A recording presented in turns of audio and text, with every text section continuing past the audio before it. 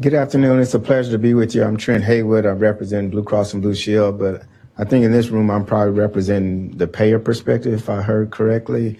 And so I want to put that in some context. I've had the pleasure and the responsibility, maybe even the honor to serve both in that capacity previously at CMS. I was there for about 6 years, and now I'm shortly coming up on my 6-year anniversary with Blue Cross and Blue Shield as well. So I've been in the public perspective in terms of a payer and being in the private now perspective as a payer. How many in the room have actually served in those capacities? Have you either worked for a payer on the public side or on the private side?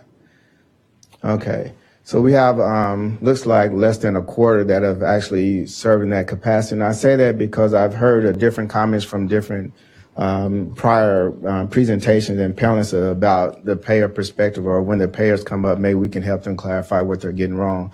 And so I want to be able to talk to you a little bit about that and shed some light about that particular perspective, because again, I only have an N of 2, right? So I've only been at CMS and Blue Cross and Blue Shield, and maybe because I have some selection bias about who I chose to work with, it might impact my particular comment or statement.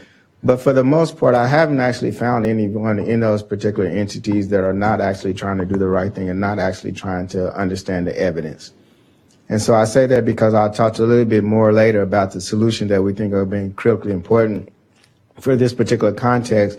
But primarily everything in those particular settings that I've been is primarily trying to get at the underlying evidence.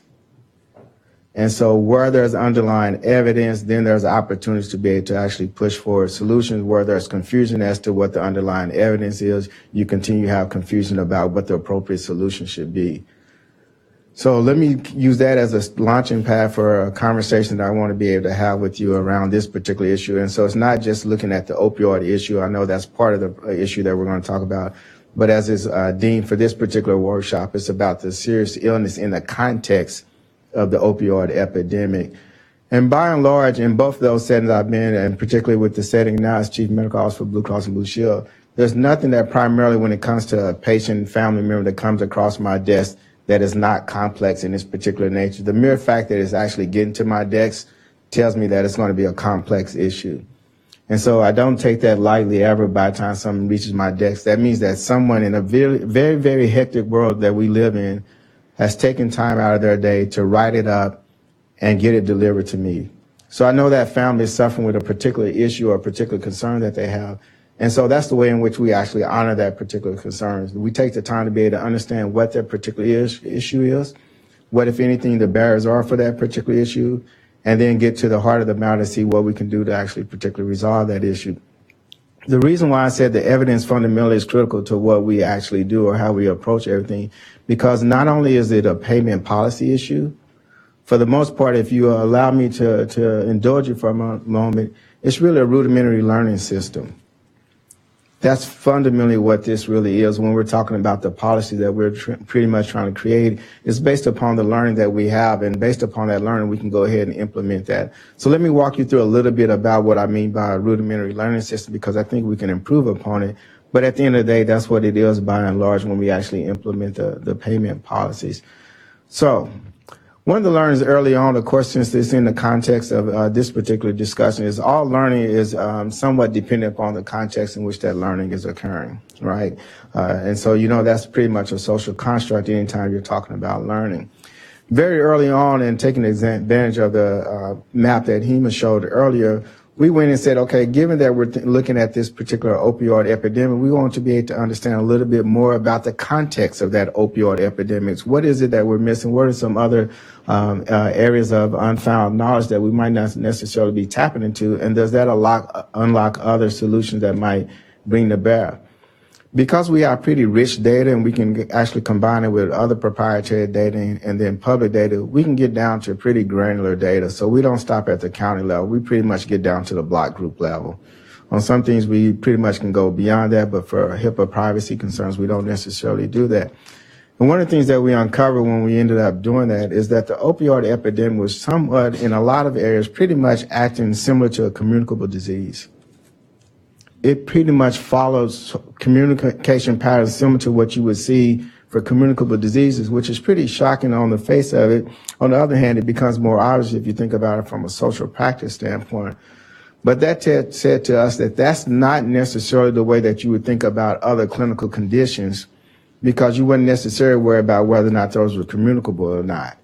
That let us know that whatever solutions that we're bringing to bear is not enough to just only look at it inside the four walls of a hospital or a clinical setting.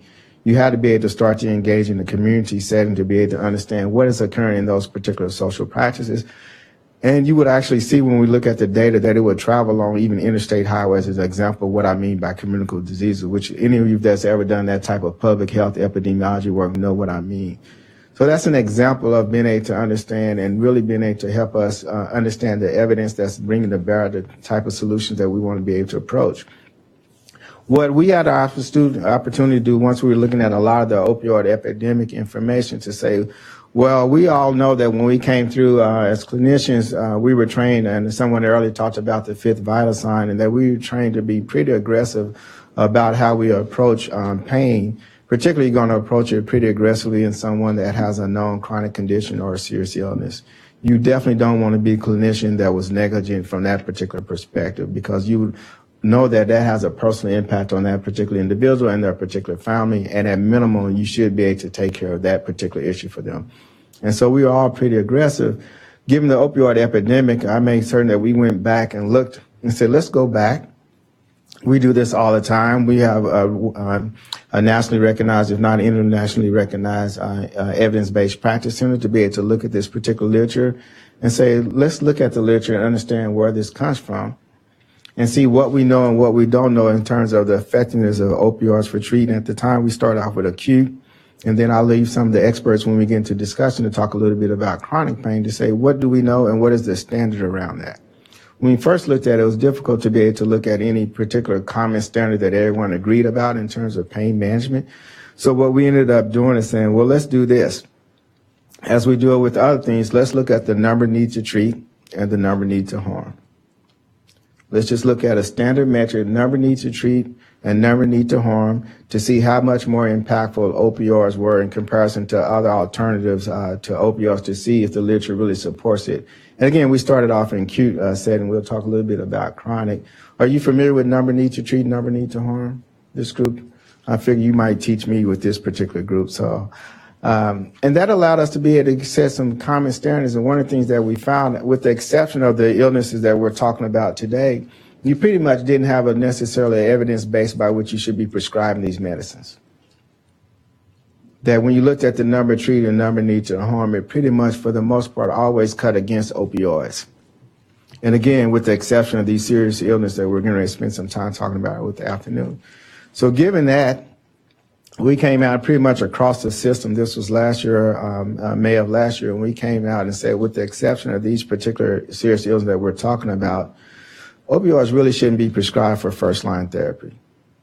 The number need to treat and number need to harm actually doesn't support it. So the way, and I know Priest with that patient story with the dentist in terms of the Vicodin, and then from Vicodin, I think she went to Percocet and then OxyContin, and then ended up on heroin and took on that path, potentially could have been avoided. And so we pretty much put that out there saying we're going to follow number need to treat, number need to harm, and we want to be able to show that's the approach by which we're actually looking at the evidence. If people can show us evidence that beats that, by all means do that. But there's a big but, which was we needed to exclude those with serious illnesses. Because when we started looking at the evidence base for that particular portion with those with chronic conditions, it didn't necessarily address the issues that you want to be able to address today. So then that says, well, if you're going to be able to exclude them, then you have to have ways in which you have a learning system that allows support for that and do it in efficient manners. That led us to be able to say, okay, what are the ways in which people are doing that effectively, and are there other ways that we can improve upon that? One of the first ways that we have to be able to do that is to be able to quickly identify those individuals that have serious illness. I know that sounds pretty simple for those that have that serious illness and for the particular clinician that's actually taking care of for that individual. But stepping back a little bit further, that's not always as simple as you think. And so we had to make certain that our system could easily be able to identify those individuals. That requires identification either on the medical side of it, if it's the medical claims, or on the pharmacy side by looking at oncology drugs or some other drugs that you know are consistent with someone that has some of those chronic conditions. And I think earlier someone listed probably like 8 different examples of those with chronic conditions. And so we go through the claims to be able to make certain that we can identify those. Pretty much across the board, I'm unaware of anyone that, any particular plan in our system that has any prior authorization whatsoever for those particular conditions when it comes to opioid or pain management. Maybe someone will show me something or someone will have an anecdote, but when I went back to look at that particular issue, it didn't exist. Like there's exceptions for everyone for prior authorization for those particular conditions, and that was one of the things that we wanted to make certain that we could actually do and do that pretty well. So when we have the discussion, I want to learn a little bit more about that particular aspect. We also want to make it as simple and possible to be able to improve upon any work that individual clinicians want to be able to do for those particular individuals that are suffering from serious illness. And so we try to not only exclude them from a prior authorization standpoint, where possible, try to automate as much as that as possible. So you're not sitting up here taking time away from the families that you're trying to treat because you're worried about the way in which we process our particular claims work. So try to automate as much of that as possible. Doesn't mean it's not all there. I'm going to be honest with you. There's still a room for opportunity and still a room for improvement. But where possible, trying to be able to automate all of that as much as possible. So that's not a particular issue or particular concern for you as well. There are other things that we're trying to be able to address as well. One of the ones that I think I heard, and he may have spoken about this a little bit, is alternatives to opioids. And traditionally, what comes up is like what might be considered non-traditional alternatives to opioids. And so I think I saw acupuncture, chiropractic, some other issues that are there. Different areas are in different places around that. Some of that has to do with the traditional approach by which we look at medical policy, meaning the conversations that's unfolding at the local level where you see that innovation occurring that's not always evenly distributed. And so some would be ahead of others in terms of that geographic variability around that particular approach. But ultimately, what we really need to be able to do that as quick as possible is the evidence to support that. The faster that you have evidence to be able to support that and be able to distribute that and be able to get that into the system, the better off we are, and not necessarily having one or two individual entities being on the ledge and saying, well, we'll be first, without all of us saying this is the right thing to be able to do and being able to move forward in approaching that particular issue. As we get ready to move to discussion, let me try to do what I've always been taught. It says when you're trying to help someone understand or capture the essence of what you want, you don't throw them 3 balls, you throw them 1 ball. Because more than likely, if you throw them 1 ball, at least they can catch that one. If you throw them 3, good luck if they catch any of them, right? What I would say until we get into the discussion, I'm not convinced yet that if you even solve, quote unquote, the insurance problem, that all your problems would go away, or a majority of your problems would go away. And on my side, I'm not actually seeing that as being the rate limiting step, so that's the reason why I'm probably biased. Again, but I only have an N or 2, Blue Cross and CMS, so I think I chose wisely on both. So I might be biased towards this particular issue, but we'll find out when we get into discussion. The one ball that I want you to catch, though, is that it really is a learning system. The more evidence that we have, the more that we can accomplish. And that has always been the approach. I have responsibilities for being able to do that across the system and being able to disseminate that evidence as quickly as possible so that any plan can take advantage of that.